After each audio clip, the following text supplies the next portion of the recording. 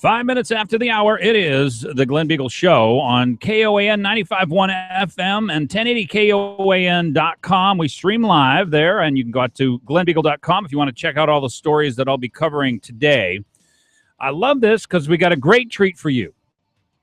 Something that is really part of my family. Every year we do the same thing, and I don't know whether a lot of families are like this, but this is your tradition.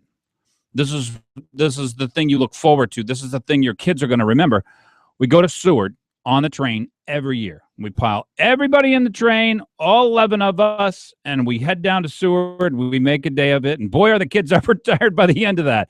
In studio with me, I got Bruce Lalonde from the Alaska Railroad, and I think there's a lot of people who live in Alaska who don't realize this great experience that they may have never even considered. The Alaska Railroad is a great treasure that we've got here in Alaska. Our rail spans everywhere from the southern city of the port cities of Seward and Whittier and all the way up to Fairbanks. And if you've never had an opportunity to ride the railroad, you're really missing something. It really is a great experience. Well, that's what I don't think people, if you haven't been on the Alaska Railroad, it's a totally different experience than the car in just about every way that you can imagine. The car is noisy. You have to pack everything into the car, so it's uncomfortable, and it's just not relaxing. There's nothing relaxing really about going in the car, especially if you have kids. And the train is a great relaxing way to go. If you think about traveling in a car or on an airplane, you're belted into a seat, you're stationary, you're seated in one spot. The train, you can get up, you can move around. You can go up into the dining car and have a meal up there. It's just a very relaxing. You can eat. Comfortable. You can eat. You can eat food that's really good. We have a lot of information to give out to people here, and we're actually going to give away some tickets at the bottom of the hour. So at the 30-minute, you're going to just be here just for a short period of time. But I wanted to. Apparently, there's some history that's going to pass. I don't think most people figure that there was anything here before like 1980, that the world started in 1980, and then from there we find out what happened. But the railroad's been around for a long period of time. Well, with the coming up of the Iditarod here, everybody has probably heard of the serum run out to Nome. There was a diphtheria epidemic out in Nome, or at least it was threatening out there. And they somehow had to find, Nome was icebound at the time. They had to find a way to get the serum, the antitoxin, out to Nome. They did a search of the cities in Alaska, and actually at the Alaska Railroad Hospital in Anchorage, they found 300,000 units of this serum. And they took and they put the serum on the train, and this happened 90 years ago. They put the serum on the train, took it out from Anchorage up to Nenana, where it was handed off to a series of mushers that mushed it out to the west coast, out to Nome. Wow. I just don't think people can imagine that there was, a whole lot going on here that long ago, and for the railroad to have played some part in Alaska's history. And really it was, part of Alaska's history basically from the very beginning. It absolutely was. In fact, it was part of the history of Anchorage. Anchorage was actually founded as a railroad town. And the construction, the tent city, that's right. And we feel we're very proud of our heritage here with the Alaska Railroad, and the serum run is just a small part of that heritage. There is a normal winter train that goes from here to Fairbanks and then comes back. So it goes up on Saturday, comes back on Sunday. That's exactly right. And you guys are going to start a new train. What is the train for? We actually started. We have a peak of the winter tourist season coming up in February and March, and we started. We played around with it a little bit and added a couple of weekday departures, going up on Tuesday and back on Wednesday, back last year. And we found they were very successful. So in this year, we've added actually 4 midweek departures, going up on Tuesday, back on Wednesday. Those departures will start next week. And so we'll have not only the weekend service going up on Saturday and back on Sunday, but also this midweek service. Well, this sounds like a great addition. And if you have time off or want to just spend some quality time with Alaska, this is it. It's a a great winter experience in Alaska. One of the other things that's really unique about this train too is it's a flag stop train. So the area between Talkeetna and Hurricane, we have there's people that live out there along the track, and This is the only way they're going to get their this stuff. is the only way that they can get into that remote area, and we're very proud of the service. Talking with Bruce Lalonde here from Alaska Railroad. We're going to give away a couple of pairs of round-trip tickets for the winter service. And I do want to take a question for you, but can you give the contact information for where people would be able to get on this? Because there's new trains, and new trains are new opportunities to really get a new experience. If you've got any questions, we'd be happy to have your calls at the office. Our reservations, our agents are ready and standing by. Their number is 265-2494 here in Anchorage. Throughout the state, it's 1-800-544-0552, or you can go to alaskarailroad.com.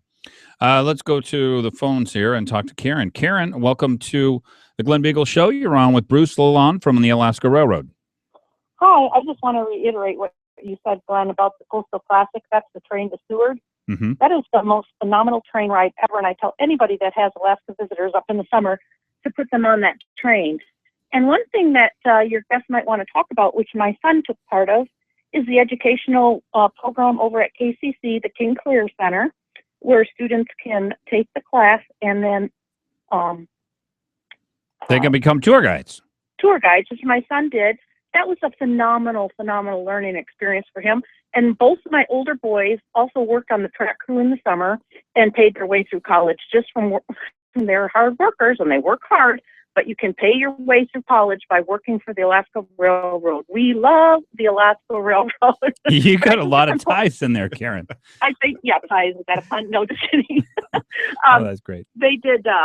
I think you should talk about that program at KCC. It's just a really great opportunity for juniors and seniors. Well, thanks, Karen. I appreciate that. There's a lot to talk about the Alaska Railroad. I don't, people probably don't realize the fuel that, goes up and down the line, and just, all kinds of things that center on it. We're trying to let people know here, in addition to the things that Karen brought up, the King Career Center, if you wanted to be a tour guide, or even work in the industry somewhere, anywhere in the tourism industry, they always look to that class. It is an excellent class. We have a partnership with the King Career Center, and kids interview to get into the tour guide class. Once they're in the class, that gives them, and if they're successful in the class and graduate from it, then they have an opportunity to apply for a job as a tour guide on the railroad, and they have a summer job for the summer. It is I just can't say enough good things about the class. It's a great growth experience for those kids. So you're starting a new midweek train. You say you're going to add 4 trains. Is that what it is? What are the days? Right. Starting on February 24th will be the first Tuesday going up, and that'll come back that following Wednesday, and then they'll go weekly until March 18th, and that'll be the last midweek train. I see. And whose idea was this? Is this your idea? Yeah. Yeah, but it's just because you need more capacity, or it just gives people another opportunity. Need more capacity, and we saw this peak in the winter tourism here, and we said, well, why don't we do something to help meet that peak? And so this goes all the way up to Fairbanks. You could go to Chena. You go to Chena Hot Springs. We've got some great packages out there with a company called the Northern Alaska Tour Company, where you can go on up to Coldfoot. You can land up above the Arctic Circle. Oh. You can go on a dog sled ride. There's just lots of things to do in Fairbanks. Of course, we can't forget about the BP World Ice Art Championship that also takes place. No, I've never been to that, and I feel like I've missed out. Oh, you have missed out. It's phenomenal. I love the pictures of it. It's just unbelievable what they can do with a block of ice. Bruce Lalonde from the Alaska Railroad. We're going to give away 2 sets of tickets. What are the numbers people need to know, though, if they want to get on this train? If they'd like to travel on the train, 265-2494 here in Anchorage, or 1-800-544-0552, or visit us at alaskarailroad.com. All right. Thanks, Bruce. Appreciate it. You're listening to the Glen Biegel Show, 95.1 KOAN, 1080KOAN.com. That's where we stream live. 569-1080, that's the number. Stay tuned.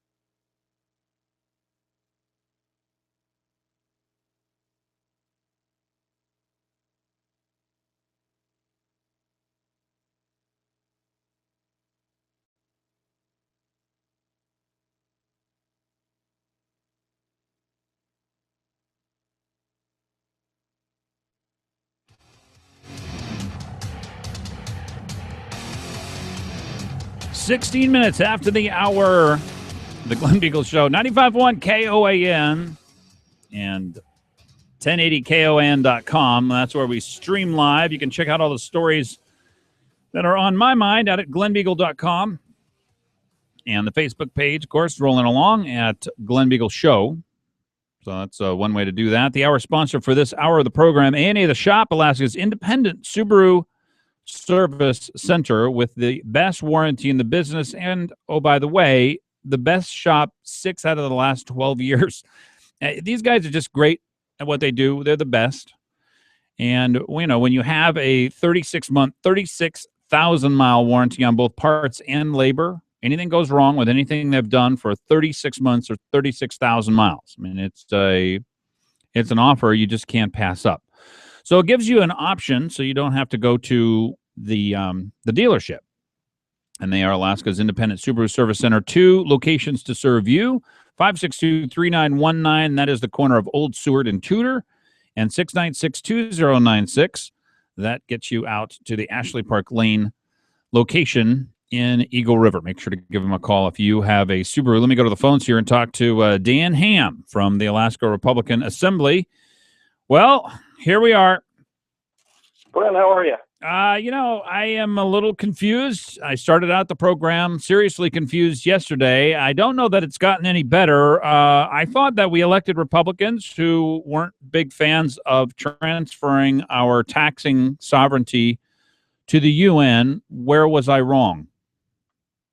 Well, you're not wrong in this case. But I would say, don't they claim that they don't like the UN having taxing authority over the United States and our lands, our properties, our companies? You know, the Republican Party platform is not a fan of the UN. We support local sovereignty. So I can only guess what the forces are in this bill. The one force is one of our U.S. senators is heavily in support of this bill, and I suspect, I don't have any proof of this, but I suspect some strong lobbying from one of our senators. So Lisa Murkowski has been sort of behind this bill. And surprisingly, I had Senator Sullivan on the program. We're talking about House Bill 1, which is a coastal zone management bill. And it's trying to grab some authority back from the federal government.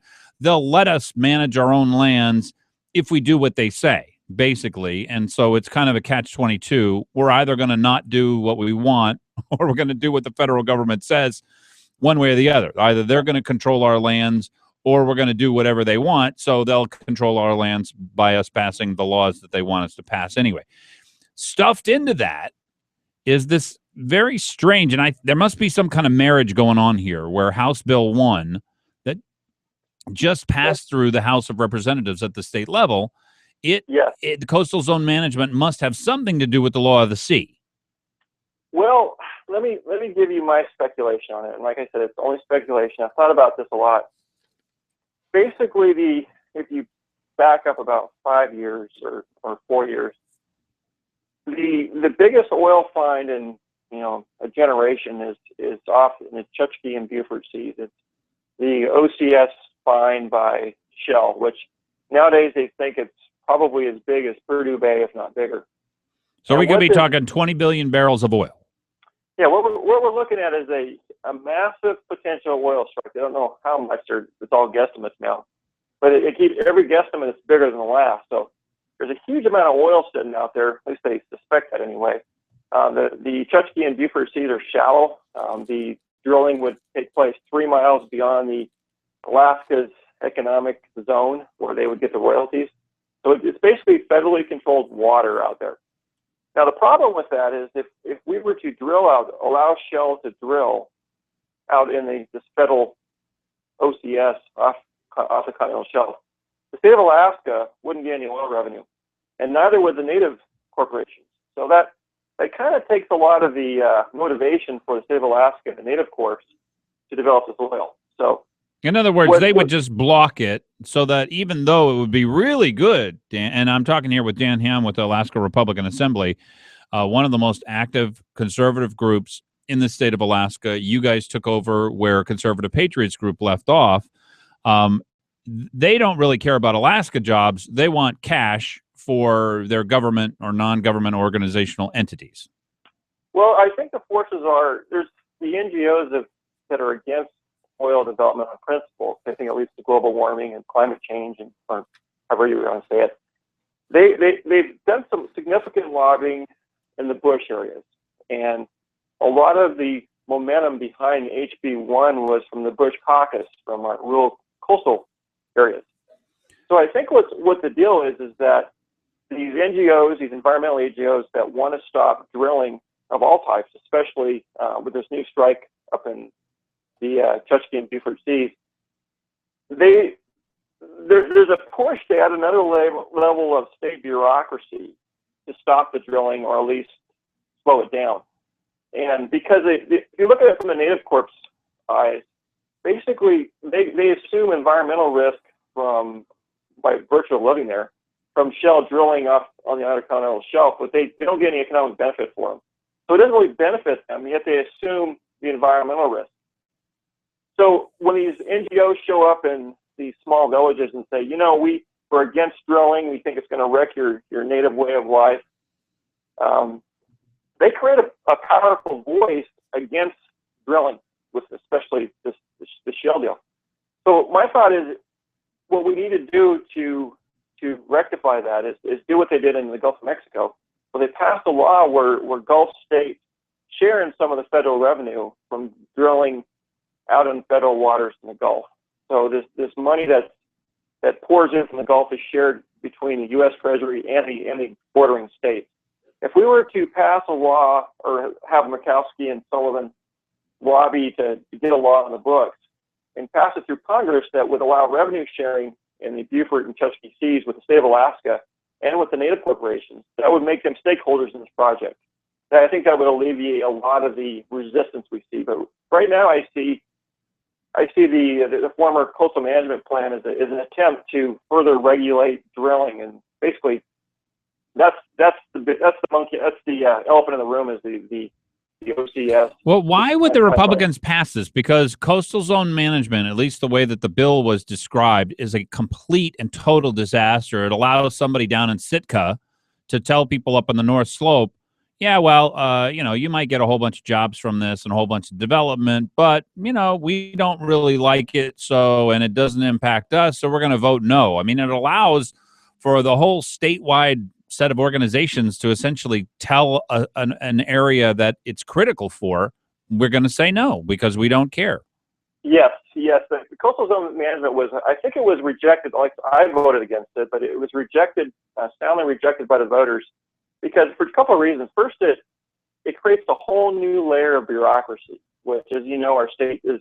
Yeah, it usurps the power of the legislature. It usurps the power of our executive branch because it creates a whole new non-controllable layer that says, well, we have the go, no go say statewide for the use of lands and waters that are in federal areas, right?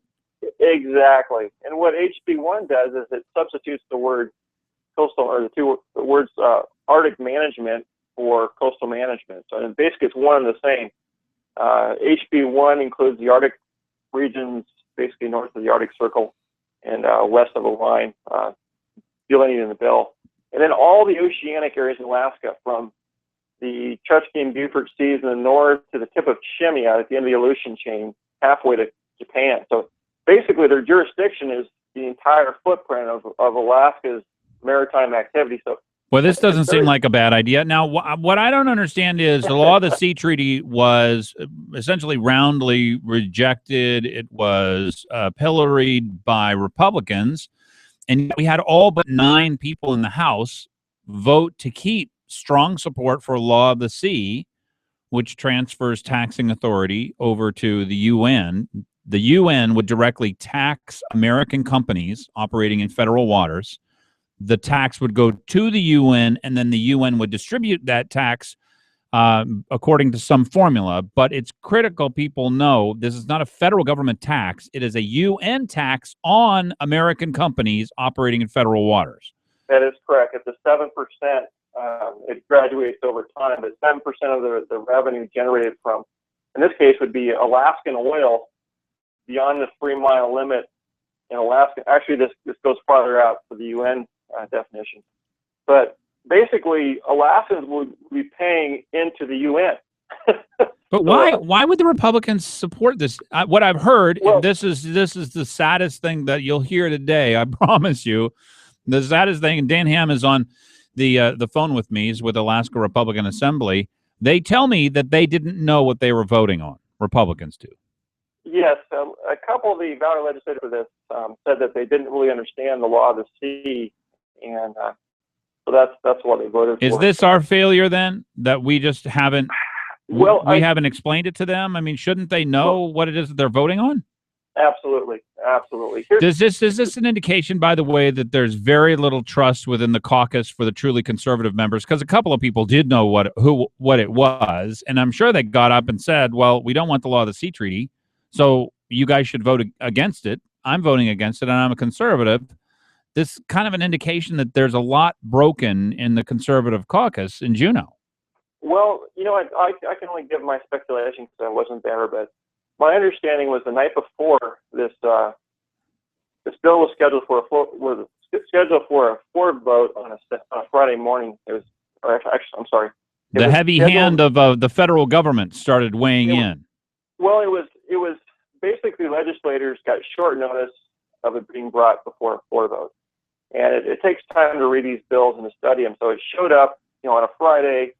Legislators really weren't prepared to handle, at least the ones I talked to. Well, there's a lot of legislators that are going to pay the price for that mistake, Dan. Absolutely. Yeah. And then what happened was, from what I've heard, is that there was tremendous lobbying from both sides, well, the Democrats and the Republicans. Oh, yeah. Yeah. And so what leads me to believe, knowing what I know about politics, is that there's vote trading going on, which means, as you all know, that a lot of legislators will say, you support this bill. Heads I win, tails you lose. That's what I call vote trading. Hey, Dan Ham, I appreciate it. Go out to their Facebook page, Alaska Republican Assembly, and check them out there. Thanks for bringing us up to date on House Bill 1. It's 28 minutes after the hour. You're listening to the Glen Biegel Show. Stay tuned.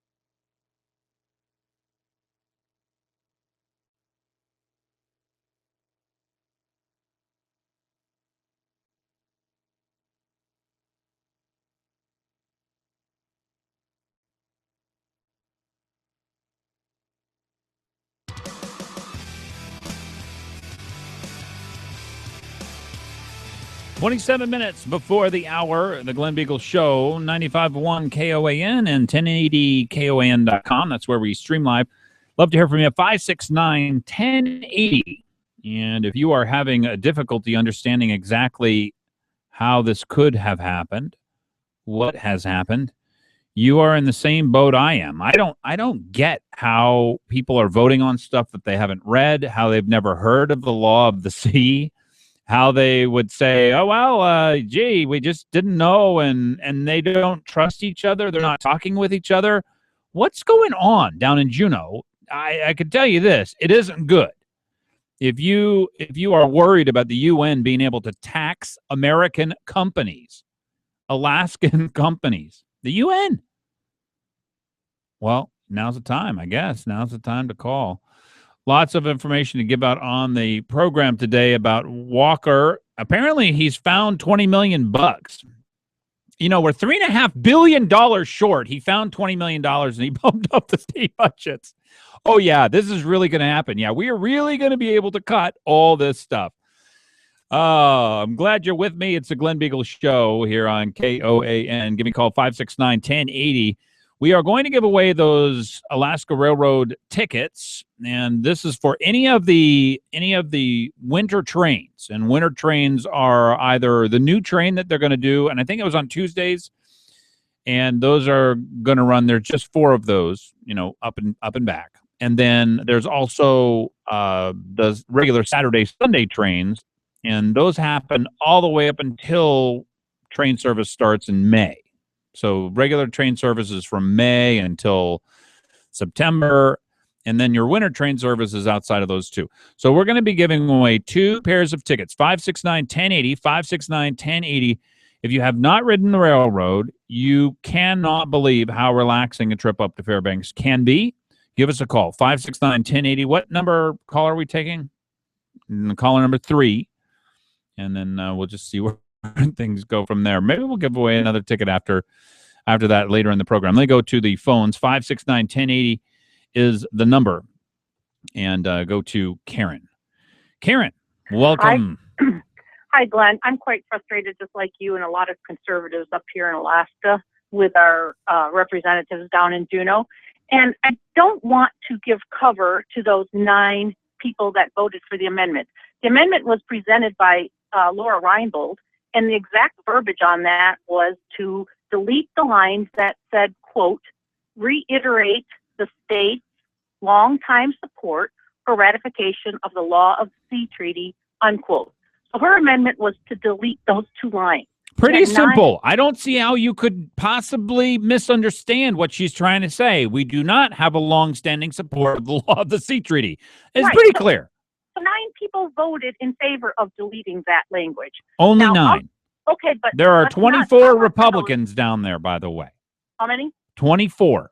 Okay, so of those 9, it did not pass. That amendment did not pass. But of those 9, only 2, and I'm going to name these names because they need to hear from you and everybody else that's listening. They need to hear your support that they did the right thing. Yep. Of those 9, only 2 voted against the final passage, and those 2 were Tammy Nelson and Lynn Gaddis, and they deserve to hear a thank you for standing up and saying no. So where were the other 7 that voted for that amendment? They caved in the end. This is what they do. I was for it before I was against it. Karen, here's what I don't get. What pressure was applied? Somebody needs to come clean. I know that Lisa Murkowski has been working this bill. She wants cover when she goes before the Alaska people and asks to be our senator again. She wants cover for this horrible vote and this horrible position that she has supporting the UN being able to tax our companies directly. Oh, I agree. And I don't believe in coincidences. And so she was on the floor today for a joint session. I did not get to hear it, but I'm going to go back and find that. Well, give us a report on it, all right? Would you, Karen? Hey, I want to say one more thing, Glenn. Okay. It is imperative right now that districts start identifying and vetting candidates right now to have them ready to primary these incumbents that keep failing us. Next election season, let's get some of these incumbents out of Juneau. This is a big failure. This is not just, oh, gee, oh, I'm sorry. Oh, they are going to have to figure out how to make this up because this doesn't just go away in my mind. I don't have any problem with firing some of these people, and just because they were there and have been there, they don't represent the Karen, conservatives anymore. even if we can fire just one of them, it would make a huge statement for this horrible vote. Let's start with Sadler, who would not even vote for the amendment. All right. And I have other dirty stories on him if you want to ever get into that sometime. Well, we'll have to cover that later. I appreciate the phone call. Bye, Glenn. Thanks. Let me go to Todd. Todd, welcome to KOAN, the Glen Biegel Show. Nice to have you on. Wait. Todd, do I have you? Hi, Todd. Me now? Yeah, I can hear you. Hear me now? Hey, I think, did Governor Walker find that $20 million in the ASD budget? Oh, no, he didn't. What he said was somehow us putting another, 10, 12, 14, 18,000 people on a welfare program gives us an extra $20 million in savings from somewhere. Hey, we're only $3.5 billion short, Todd. And of course, he's going to cut the $240 million. Well, now it's down to $220 million. He's going to cut that each and every year for the next 4 years. Don't you believe that? Come on. Well, he wasn't my guy. So look, I don't know that Parnell would have done any different. I got news for you. Everybody who doesn't understand what we're talking about your family paying over $10,000 in taxes every year because these clowns have not gotten the message. Yeah. Well, hey, I guess my question about the law of the sea treaty is how would that even be constitutional to have a foreign organization tax a U.S. company? In other words, what I'm saying is, I'm not saying that it isn't scary. I'm just wondering how that actually would take place. And well, we are allowed to make treaties that do all kinds of stuff. Look, even the Second Amendment can be endangered because of the shipping of parts, this and that. I mean, there's all kinds of regulatory structures that they can set up.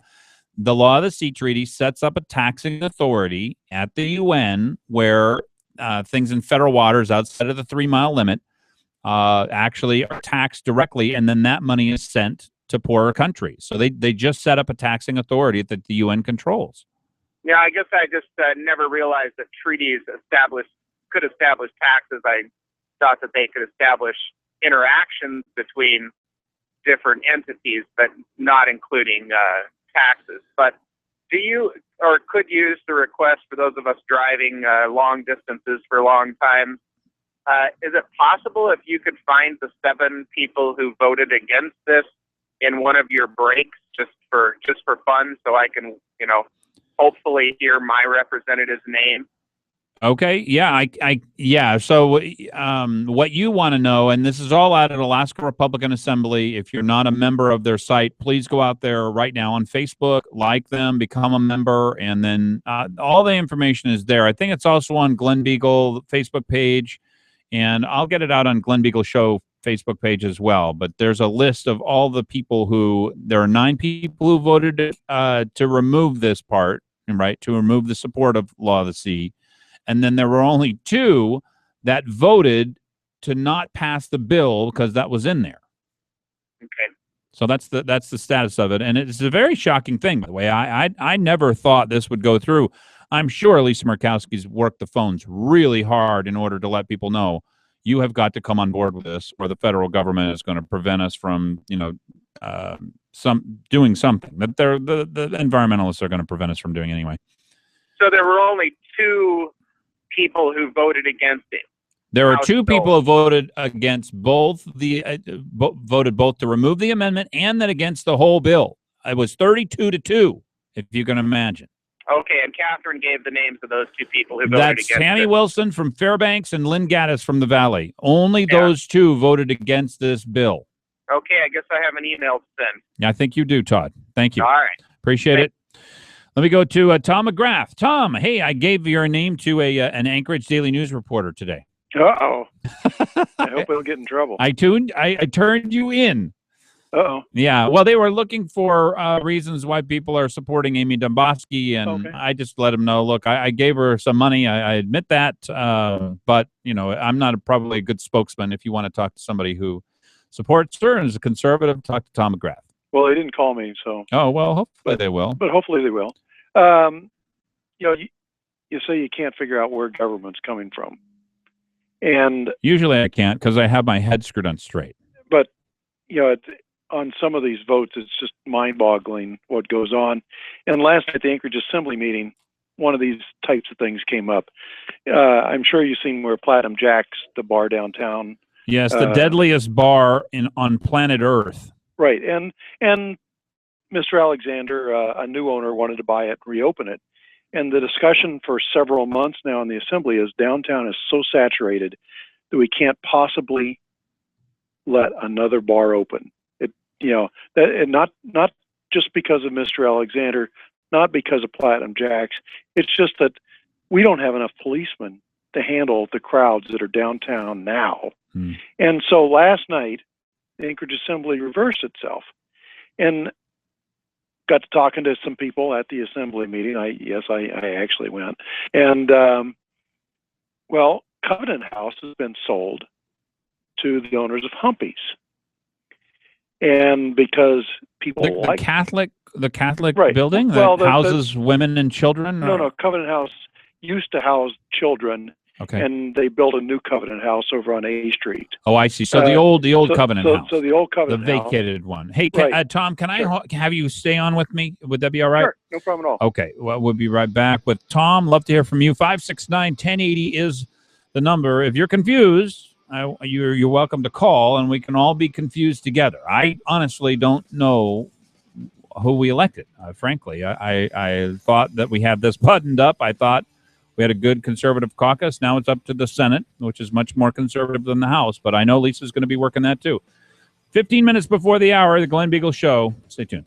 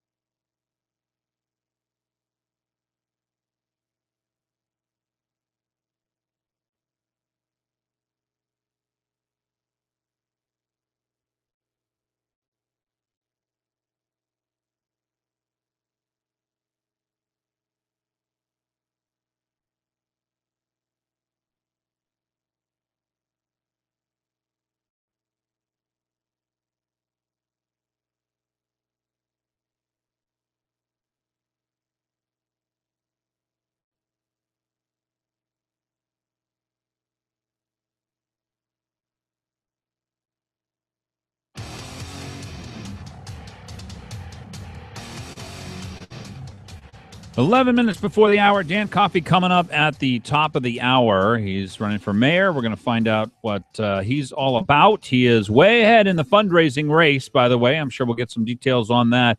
If you're looking to put a new roof on your house, let me tell you the best place to call. At least include them in your bidding process. Earhart Roofing, a 50-year warranty. That's with the latest technology and the expertise that they are second to none.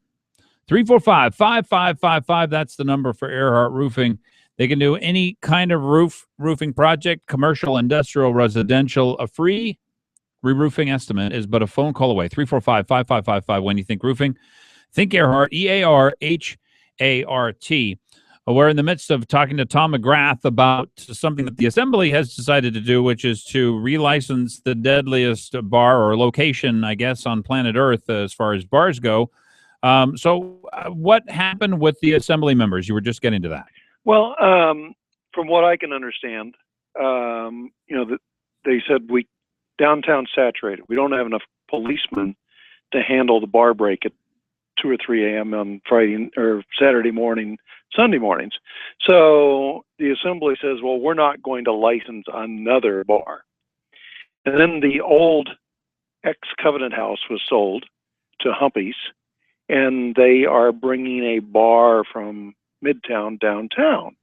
And of course, everybody likes Humpy's, and everybody likes the owners of Humpy's. They're, really nice guys.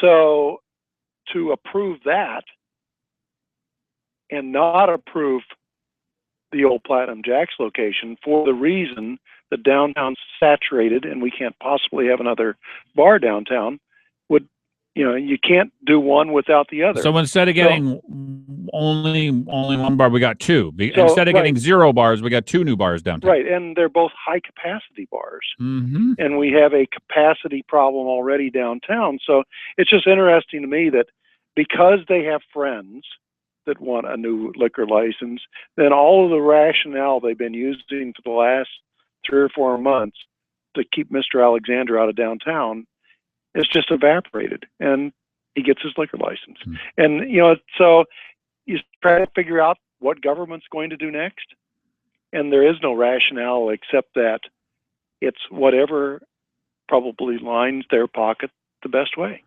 Tom, I appreciate it. Have a good day. Take care. Thanks, you too. Let me go to Ray. Ray, welcome to KOAN, the Glen Biegel Show.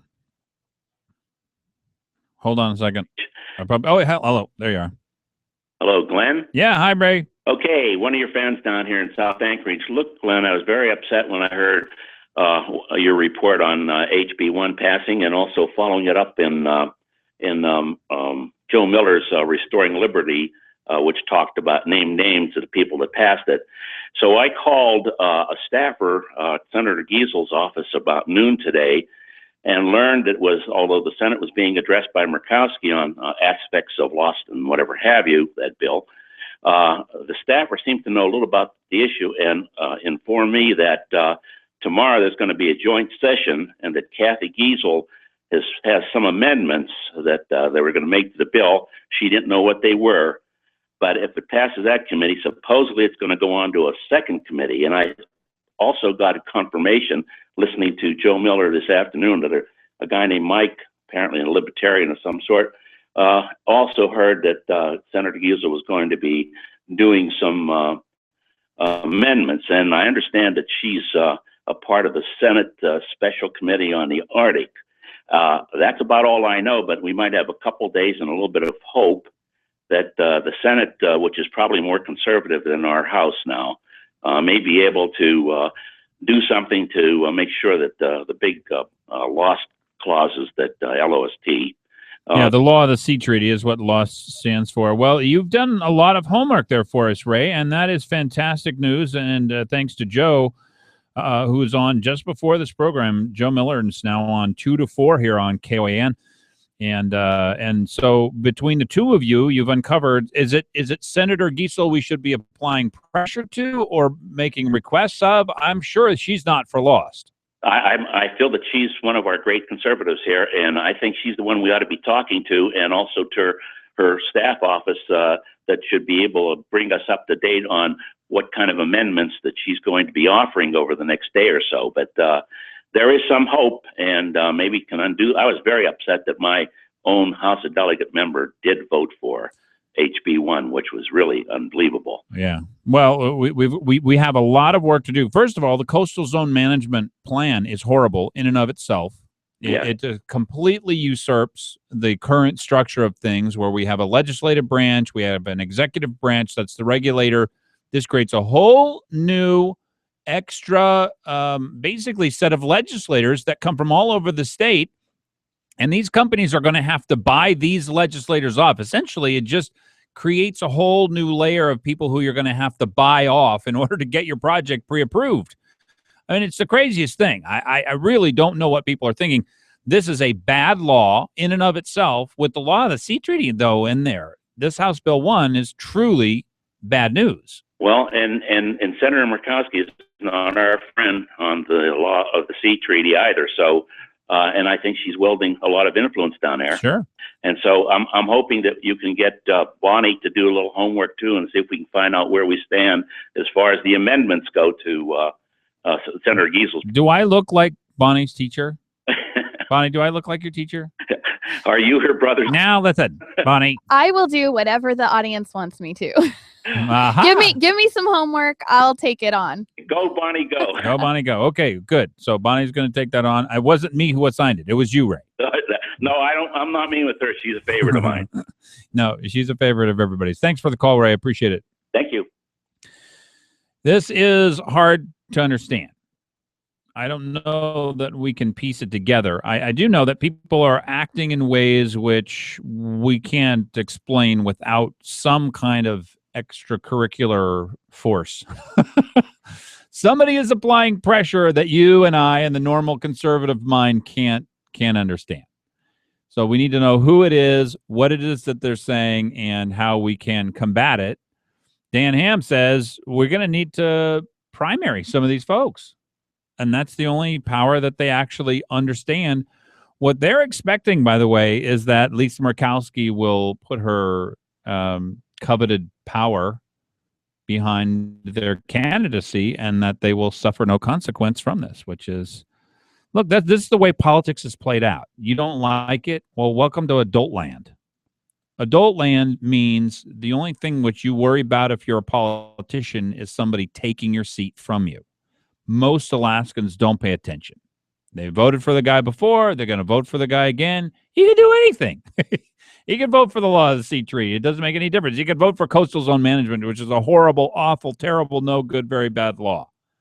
All this could be true, and it won't make any difference to most voters unless the people stand up, because people can make a difference. People have all the power in their hands. You're listening to The Glen Biegel Show, 95.1 KOAN, 1080KOAN.com. Go check out Alaska Republican Assembly Facebook page, joemiller.us, another good place to find out information about this. Joe Miller is on just before this program. If you haven't heard him, he's got a great show 2 minutes before the hour.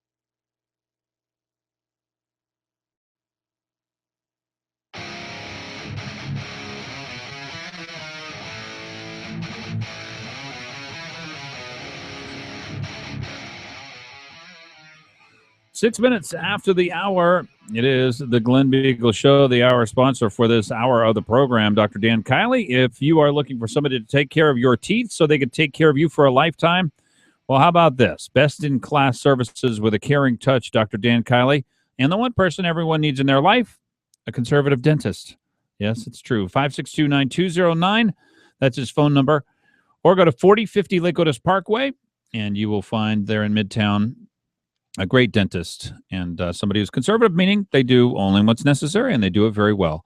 Dr. Dan Kiley, the hour sponsor for this hour of the program. In studio with me is Dan Coffey, running for mayor. Everybody knows you. Everybody will recognize you. You were on the assembly for years and years and been a big part of at least some of the things that have gone on in the Sullivan administration. So welcome to the program. Thank you kindly for having me. Let's start with, I guess, your top three. You know, most people have sort of something that they consider as, you know, this is what I'm most concerned about. Why don't you lay these things out for us here, and then we'll get into some other issues, I'm sure. Sure. Well, initially, I had a top three that did not involve the price of oil being $50 or below a barrel. So that do you expect it to go up again, by the way? Oh, sure.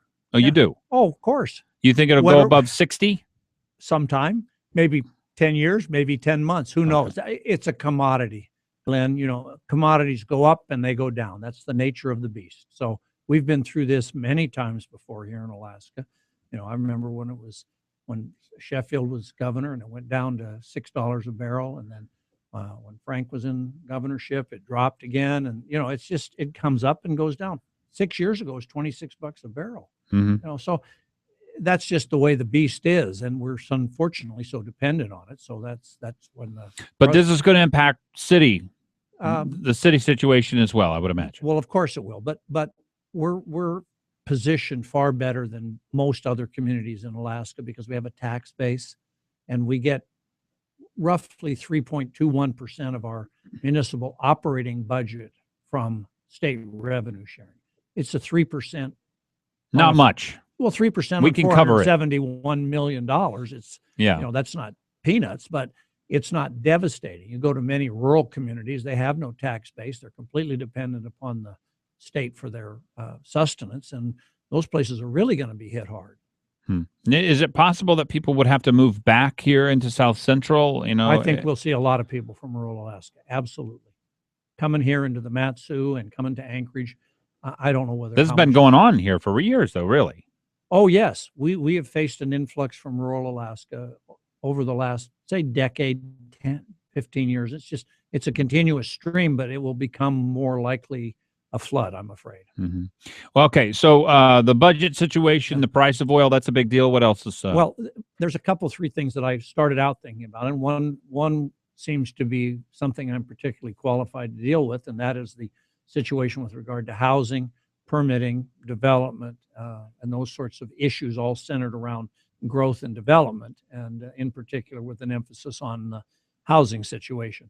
So there's that, and that needs to be addressed, and there's a variety of ways in which we can do that and need to do that. And then there's the chronic public inebriates, which is really a combination of chronic public inebriates and mental illness and homelessness on the streets of our neighborhoods. You think of Fairview and Valley of the Moon Park and all along Chester Creek, and we just see a total influx of people who are either intoxicated or mentally ill, have no place to go, no place to live, and they really destroy the quality of life in those areas where they're so heavily concentrated. And we need to address it. Well, I think you've hit on huge issues here, certainly ones that my family cares about. I don't know how my kids are going to live here when their first house they're going to look at buying is going to be $300,000. I mean, how could they possibly afford a house like that? Well, my son, who works for GCI, he's got a degree in computer science, and he's a young man, but he's worked his way up into in GCI, and he's been there and, you know, gotten raises and promotions. And he makes a decent living for a young man. He can't afford a house in Anchorage. He could probably get a condo, but he's getting married in June and would like to have wants to have kids. Yeah. So he's told me he's buying in the valley, in the Mat-Su. He can get a better house there for somewhere between $75,000 and $100,000 less. More land, better house. Well, what do you do about that other than build a Kinnick Arm Bridge and let people live close to Anchorage? But Well, we haven't got the money for the bridge anymore, or a lot of other things. But it's a combination of two factors. Number one is land, availability of land. In 1998, there was a land study said we had 6,675 acres of buildable land, immediately buildable land in the bowl, 6,000 acres. That's all gone in the 17 years since 1998. We don't have the land availability like we used to. But Heritage Land Bank has literally hundreds of acres, some of it wet, some of it designated for other things, but some of it, a lot of it available for private sector development, housing, and so forth. That's one source of land. The city, the Eklutna Native Corporation, and SERI are all entitled to additional lands from the state and federal governments. We need to start working collaboratively to get that. And if well, what do you think the chances are of that? Haven't they been working on that for a while? Yes, but there's always opportunity, and that's what I say. I've met with the executives of both Native corporations, and we've talked about this and how if we bring ourselves together unified and not worry about who gets what so much, so long as it gets into the private sector and homes are built, then let's push real hard. Let's use our collective influence, muscle, whatever you want to call it, to get this land out of the hands of the government and into the hands of a city that needs to build homes and commercial properties. We're talking with mayoral candidate Dan Coffey, and lots to cover with you. Love to hear from you, though, out there. 569-1080, that's the number. 569-1080. Oh, it's I haven't mentioned this before, but and this doesn't have anything to do with your candidacy. It has to do with the show. But then that's why I'm remiss here. But it is Wing Wednesday, and we're going to be giving away a gift certificate to Wings and Things at the end of the hour. One of my favorite places to eat. Actually, I was there for lunch today, even though I did not eat because it's Ash Wednesday. Oh yeah, Lent. Yeah. Lent starts today. So Yes. I was there with Bonnie. Were you surprised, by the way, Bonnie, that I did not eat anything? I was. It was actually painful for me to eat and not you be eating. Well, look, we give things up and we do what's right so that we sort of learn life's lessons. In studio again, Dan Coffey. Tell me about Title 21. I know that Sullivan tasked you with rewriting it after a horrible rewrite from the Alaska Conservation voters when they had 9 votes and under Begich, and it was just a total disaster. And it started under Wirch, I think, is when it was rewritten the first time. Would have added tens of thousands of dollars potentially to houses, businesses, signage would have cost $500 million. I mean, just absolutely crazy things to saddle our city with. You got tasked with rewriting that. Why you, and are you satisfied with the outcome? Well, Mayor Sullivan recognized that I was a knowledgeable person because I'd worked on Title 21, and in my law practice, I'd been a person who did law related to land use issues. So I had a depth of knowledge on it, and I'd served on the Planning and Zoning Commission. He hired me to make recommendations to him, not to rewrite it, but to make recommendations, which I did. He gave me a contract, and I worked about 8 or 9 months, I think about 9, and turned in my work product. And it was both a private and a public endeavor. I went out and reached out to all kinds of people, from the Alaska Conservation voters to the developers to just across the board, just to make sure that when I was making recommendations that they had a basis in fact and reality. So that went then. He said, I like this, I don't like this, I don't know about this. So what he liked got put in, what he didn't like didn't get put in. And what he didn't know went over to the Planning and Zoning Commission, and a public process went through. By that time, my contract was up. I'd done my work, but I did participate with the Planning and Zoning Commission because I'm obviously very much interested in the outcome. And they did a lot of things that they thought was appropriate. Sent it to the Assembly. The Assembly gave it to the Title 21 Committee. The Title 21 Committee made its recommendations, and it went to the Assembly and was passed in December of 13 to be effective in 14 for 1 year, and then we would go on. Now, you asked me if I like it. What happened? Well, we're going to have to continue that conversation. We'll also talk about Uber, Anchorage Ordinance 37, and fundraising, all of which are in the media. Dan Coffey in studio with me, 16 minutes after the hour. It is the Glen Biegel Show. Give us a call right now, by the way, if you want to win those pair of railroad tickets. 569-1080, a pair of railroad tickets to caller number 2 right now, 569-1080.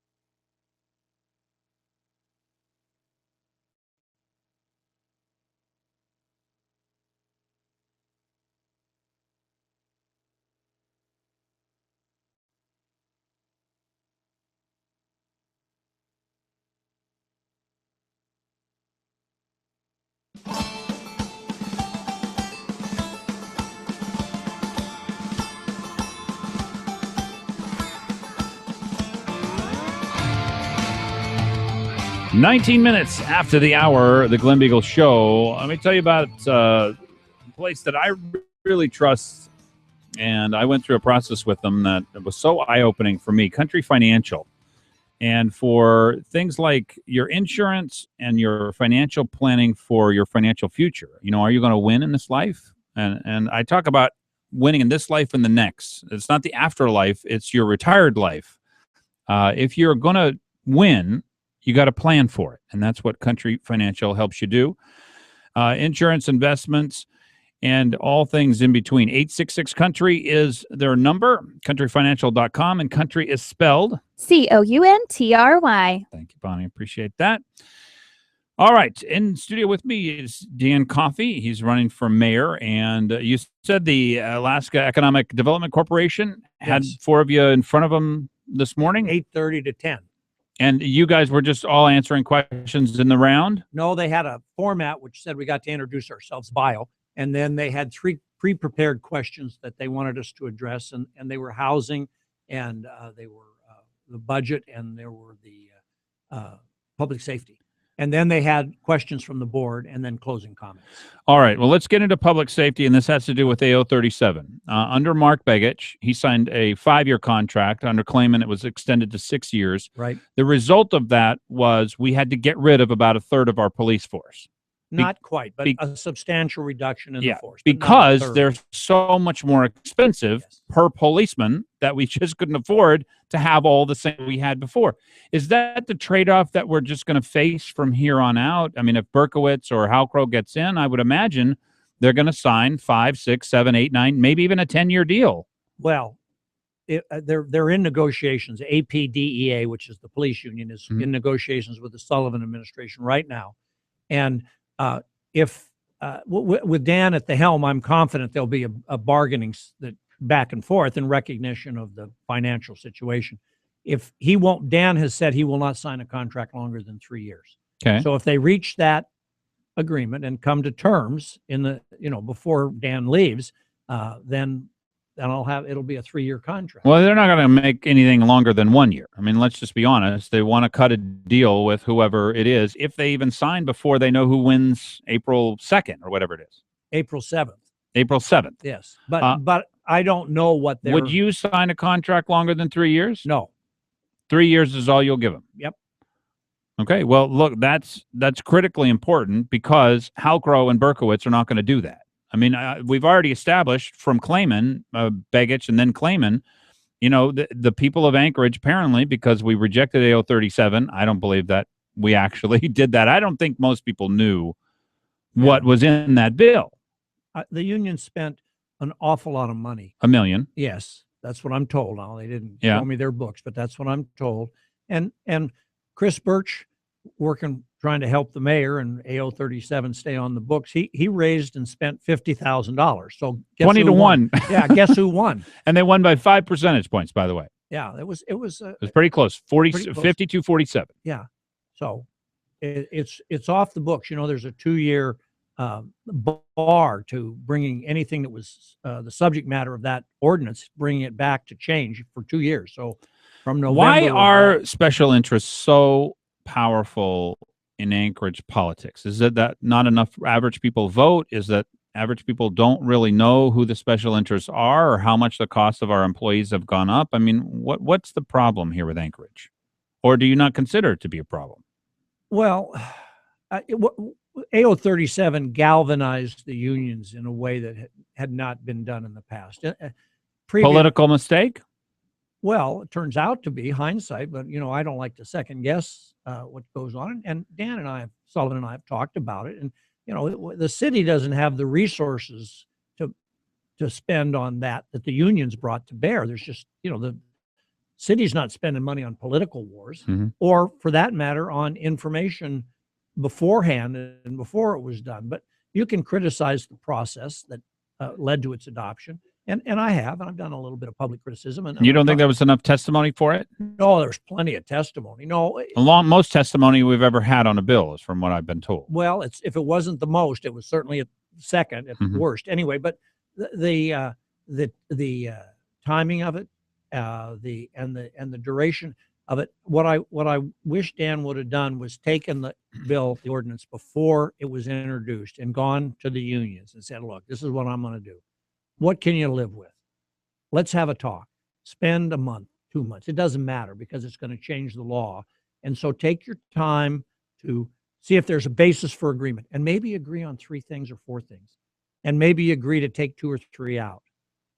And then you bring it to the assembly. And so kind of let the union sort of ride it. No, let the unions comment on it. Give them an opportunity to be heard. Listen, I learned this on the Board of Fish. If you listen and talk ahead of time, then even if they don't like what you do, they will accept it because people will accept it. I don't know whether the unions would have or wouldn't have, but I'm saying I learned that people would accept it if they had an opportunity to engage in a process. Tell me about Uber. What's your take on it? This is something that's being considered right now. I think it's before the assembly or has been a couple of times. Yes. And I think they have a temporary agreement. What's wrong with Uber in your mind, or is there nothing wrong? Nothing is wrong with Uber per se. We just happen to have an ordinance on the books in Title 11, which is the transportation ordinance. And the courts have ruled that Uber is a taxi cab company. And therefore, if they are, as the courts have ruled, then they have to play by the taxi cab company rules, which they don't want to do. So I'm one of these guys that says, if the law's on the books, you follow the laws. If you don't want to follow the laws, then change them, get them changed. So that's the way I look at it. And I think Uber, from what I've heard, it's a good service, but it's a taxi cab. It provides a ride for a fee, and I guess that's the definition of taxi. And then finally, there's been some problems in other jurisdictions with public safety kind of issues, insurance, the nature of the people that are driving the cars, and so on and so forth. And so those need to be addressed. And if they can address those and address the way the law is written, then come on down. Let's compete. Well, it seems odd, and I know that people have difficulty, younger people are really having a difficulty trying to understand if somebody wants to give somebody else a ride, and there's an app that basically does that, because I don't think Uber's been exited out of any place in the United States. Once it's there, it stays. I don't know that, whether that's the case or not. But well, I'm a lawyer, so if you got a law and you don't want to comply with the law, then that's sort of contrary to the way I think. Was it our courts that found that they're a taxi cab company here in Alaska? Yes. Yeah. There was a lawsuit between the city and Uber because the city said you have to do these things that these other people who provide rides have to do as well. And that gets down to where they have to have insurance and things like that. Yeah, and whether the drivers have to have a commercial driver's license and whether they've got to be, they can't be a felon and that. How is it going to turn out? Right now, Uber's giving free rides and they're trying to come to terms, is my understanding. That's what I understand too. I don't know how it's going to turn out. That's an issue for the Assembly in Title 11, and I don't know what they're doing. Within the next month, it sounds like that'll probably be worked out.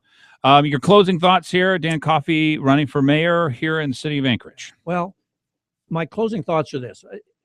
The mayor's job is truly a job. It's a large job. It's a big, the city's got a $471 million operating budget, plus all the ancillary stuff.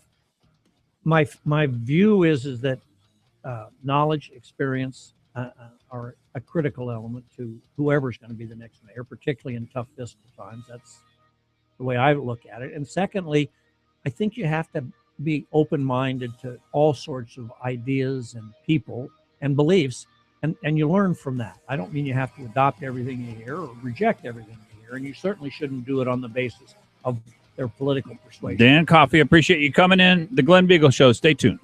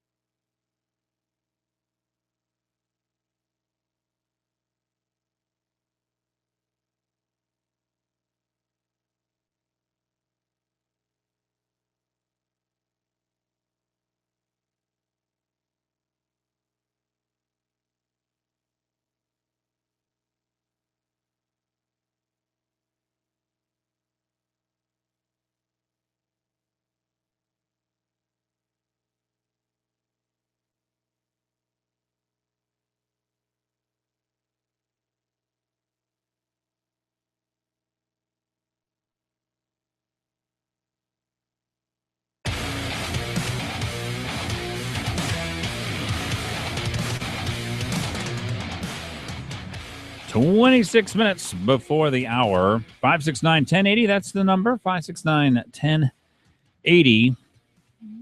I don't know how this mayoral race is going to turn out. I really don't. And it really will depend on whether or not Halcrow thinks he's got his ticket into the second round or not. I just don't know.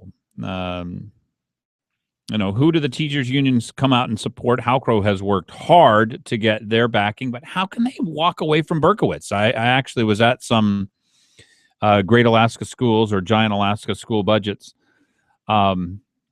event, and it was at the Universalist Unitarian Church on a Sunday. Yes, it was like a service, is basically what it was. Universalist Unitarian Church says there is no God, so all God is fine because there isn't any.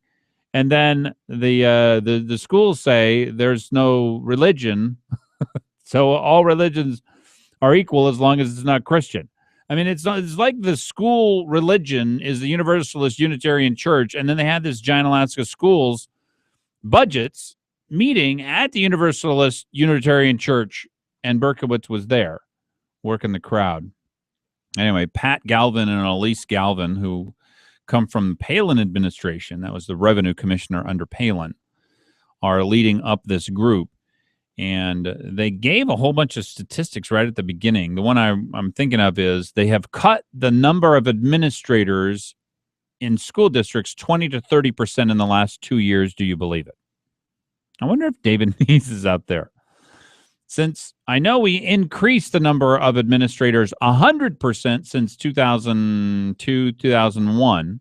So the number of administrators increased, doubled. So they're saying that we've cut 20 to 30% of them. I don't believe it for a second, but we got to prove out numbers here and find out about all of that. Love to hear from you. 569-1080. It's Wing Wednesday, by the way. If you have not had wings and things, and I call them wings things. Wings and things. If you have not had their wings, they're just some of the best food I have ever had. And just sitting here thinking about it right now, and actually today, it was the best food I never had because I got to go there, but I didn't get to eat. And I didn't get any wings because you thought that my choice was too girly. Your choice was too girly. You wanted, what was it? Mild wings. I'm sure somebody told me today where I work, they said, I had mild wings and I like them better than medium. I mean, it has a nice flavor and it was just very, very nice. I'm kind of a mild kind of person. All right. But the French dip I had was excellent. Oh, their sandwiches are so good. And we had cheese bread there too. Anyway, a $20 gift certificate at the end of the show here on Wings and Things. Corner at 36th and Arctic. My mouth is going to be watering the whole show. I don't think that's not good because I'm hungry. It's Ash Wednesday. Can you not eat pilot bread or matzahs or something? Well, there's different people do it different ways. You're supposed to eat light. You're supposed to eat one regular meal and 2 light meals. Okay. Or people fast. So I do a dinner to dinner fast. So I haven't eaten since dinner yesterday, which means that, and I woke up at 1 o'clock this morning. I actually started working. I was up all night essentially. So it's just been a long day because this is what happens if you have never starved yourself or fasted, if I may. What happens is you'll be looking at the clock, and you know how the clock normally tick, tick, tick, tick, it's ticking right along. The clock starts doing this tick, tick, tick. Time literally slows down. You're saying, please, day, go by. Why are you going so slow? I'm feeling a little sorry for Mrs. Biegel at the moment because she's got a lot of pressure on her to cook dinner tonight now. Well, I don't like eating at 8 o'clock because that's the first time I can eat. That's the after Mass. I have to go sing at Mass. I'm going to sing Angry today. That's Grumpy Glen. I'm going to sing Grumpy at Mass today. That's my plan. 569-1080 is the number. So this is what has happened. Nat Hertz covers Walker found $20 million. Listen to this. This is where he found $20 million. You will recall, of course, that we're $3.5 billion short. Translation, that is, let's see, $3.5 billion There's about 150,000 jobs that actually make money. That'd be $17,500 per tax-paying job. So if you are in one of the families that could pay taxes, you will pay $17,500. He says he found $20 million. A new proposal would add an extra $350,000 to state spending for the next fiscal year. A statement from his office said, with new funding in part balanced by $20 million in savings that he says the state will get by expanding Medicaid. It's not Medicaid insurance. It is Medicaid welfare. It's not insurance. Bonnie, are you aware of anybody paying an insurance payment to Medicaid? Are you allowed to pay an insurance payment to Medicaid? No, but we all are. So it's not free. It's not insurance. No. Nat, seriously, this is not an insurance program. This is welfare. It's nothing else. It's not Medicaid insurance. That is a flat out falsehood. And you should not say that stuff. This Medicaid is just welfare. Anyway, for the poor and disabled, actually, you could be a working single person and still qualify for Medicaid for the first time in its history. Budget documents released by Walker's office Wednesday said the state was counting on saving $10 million by shifting the care of Alaska Native and American Indian recipients of Medicaid to tribal health care providers, which would be fully paid for by the federal government. Note to Nat. I think we should have a note to Nat segment each and every day. Note to Nat. Hey, this is for you. We don't have to expand Medicaid to get people who are normally covered under the Indian Healthcare Service to be covered by the Indian Healthcare Service.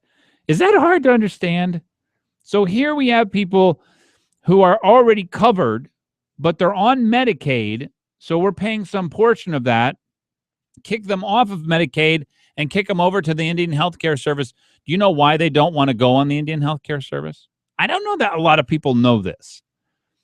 The Bureau of Indian Affairs runs something called the IHS, the Indian Healthcare Service. The Indian Healthcare Service runs out of money in August and has no money to cover anybody's medical care from August through December, when they will get more money from the federal government or whatever the months are. They run out of money at some point during the year, and then they can't provide any services from that point on. This is what I've been told. So my guess is the reason that these people are on Medicaid instead of the Indian Healthcare Service is they can't get served the entire year long. They're not going to go on the Indian Healthcare Service plan.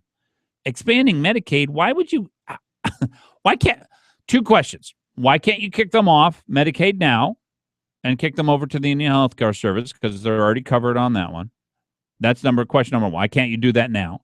Number two, if you expand Medicaid, it seems counterintuitive. In other words, it doesn't make any sense that people now under the expanded program would then go over to the Indian Healthcare Service. Number three, by the way, and I've been told this directly from somebody who is a member of a tribe, they actually forced everyone in the tribe to sign up for Medicaid and sign up for Obamacare in addition. So in order to be able to qualify for things that you already qualified for, they made you sign up for Obamacare. This is a mess. Well, Walker has found, does anybody, by the way, believe anymore? This is the end of the story. I don't ever want to hear anybody say that Walker is going to cut $240 million every year. Okay, that's done. So we're not even going to cut $1 billion of this $3.5 billion shortfall. And I have news for Dan Coffey. It's not going above $60 a barrel. It is not. Our oil is not going to go above $60 a barrel because Saudi Arabia can't compete with the United States of America if it's above 60. It's not complicated. So he said 80, that it would never go to 80, anywhere near 80. Well, it's not going to go anywhere near 60. Well, I think it'll get back up to 60. That's my guess. That's my target number for it. The Scotiabank says in the next 3 years, it won't get above 75, which means we're still 3 years from now, $3.5 billion in the hole if we don't start cutting government. Lots to cover in the program, but I would love to hear from you. 16 minutes before the hour, the Glen Biegel Show continues. It is Wing Wednesday, and actually we should give the wings away right now.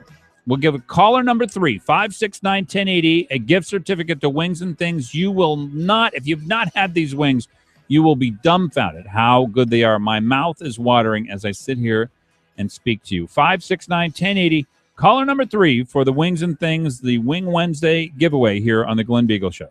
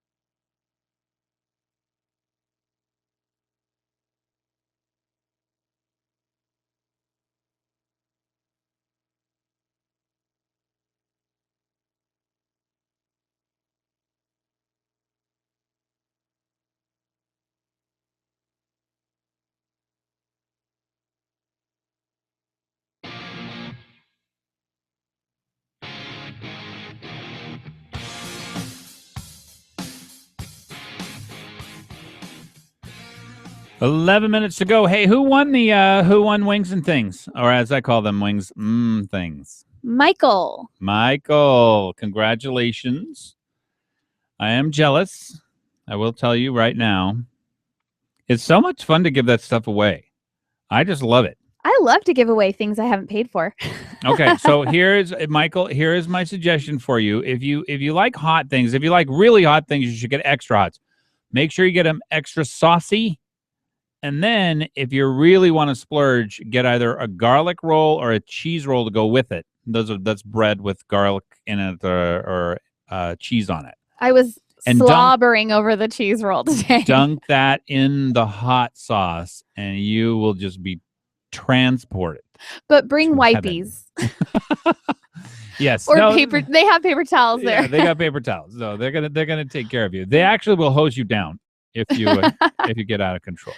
It's a kind of a messy business, but it's absolutely delicious. Wings and Things, corner of 36th and Arctic, and even without getting your wings free, they are some of my favorite food. People may not know this. I ate at Wings and Things probably 3 times a week. I was completely addicted to them, and I lost all kinds of weight. There actually is a weight loss plan that includes Wings and Things. So that's a lesser known fact. Murkowski is tangling it up with Sally Jewell. Sally Jewell says things like this, that we can produce oil in Alaska. We just need to do it the right way. I think these guys just make this stuff up. There is no plans to shut down the Alaska pipeline, although we have just made it harder for you to produce oil. I don't know. You listen to people who they speak out of both sides of their mouth for a living. That's what she does. I don't know about you, but to me, it reminds me of gun control. They are not taking away our guns, but they're making the ammo harder to get. Yeah. I don't know how many times I've gone into a store to look for 22 ammo, maybe 50 times. It's not there. Right. And if it is there, everybody's trying to get it, and it's gone in minutes. Gone. I would love it if we could start an ammo manufacturing plant in Alaska. Well, I think Sally Jewell would have something to say about that. Oh, I'm sure she would. And she can come and take our bullets from our, forget all that. Is Anchorage in for an early spring? 44 degrees today. I think this was, yesterday. Beat the record set back in 1984. We're about 17 degrees above average for a normal winter. Let me offset that little elation that we are in the midst of a warming Arctic, which I'm enjoying, frankly. Down in the Great Lakes area, 45 degrees below average. Minus 28.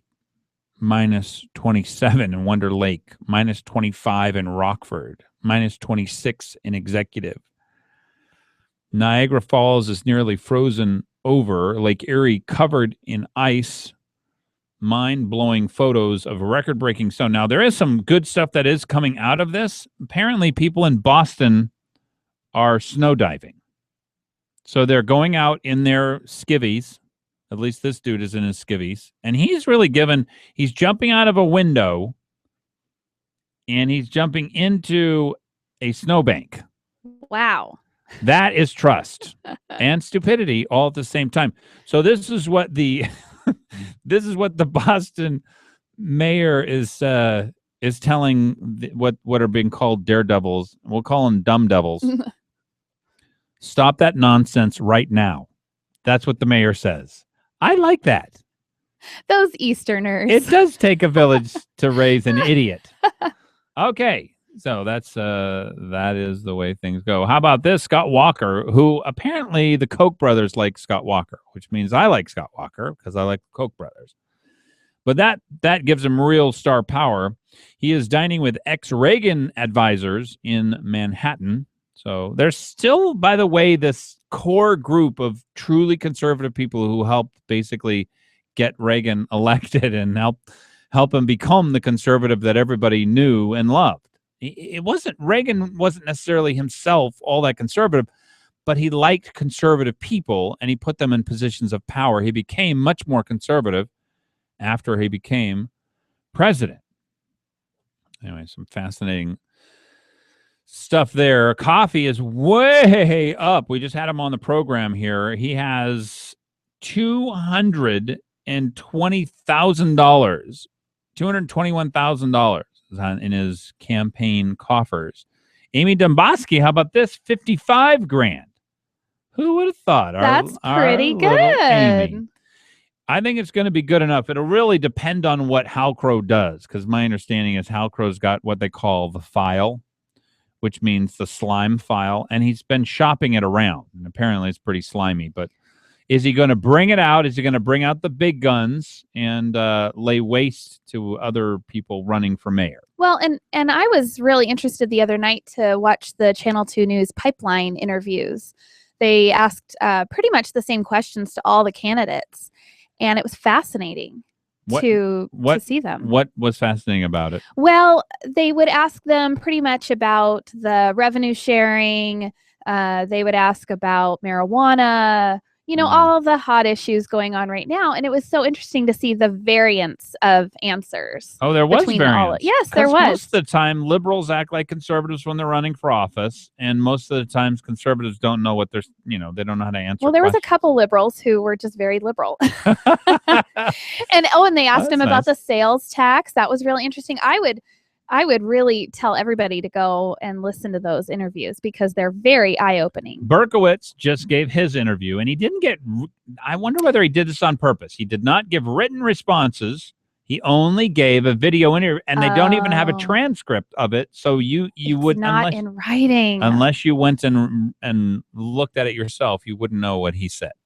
Well, it's good to get involved and know what you're voting for, know who you're voting for. Yeah. Well, this is the first time that I can remember. Dan Sullivan was probably the most conservative person that I know of that we've elected in our state.